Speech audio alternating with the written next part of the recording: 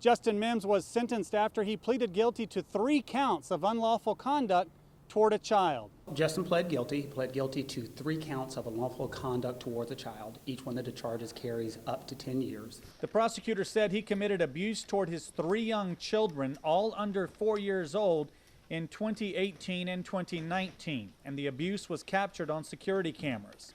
Mims' wife, Heather Mims, told the judge there were multiple times one of their children could not go to school because a handprint was visible on his face.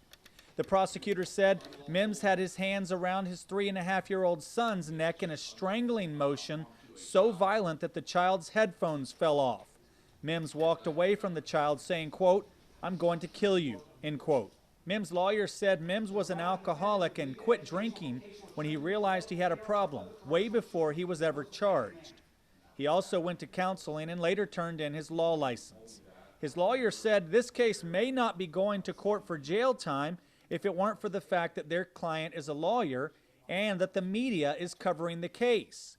However, Mims took the job at the Berkeley County Sheriff's Office as the DUI prosecutor after he had abused his children and after the allegations had been made in family court. But it was after everything had already been revealed in the family courts.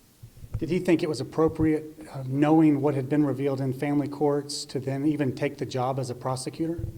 That's a great question. That's a great question. And one of the things that I think gets lost in the presentation by the solicitor's office is that up until the date of the arrest, the family court had looked at this, and there was actually a consent agreement from the mother that Justin was to have 50% custody.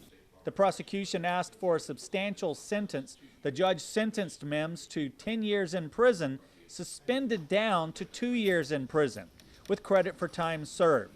Mims spent about 450 days under house arrest, and he spent 14 days in jail, so he will get some credits toward that 2-year sentence.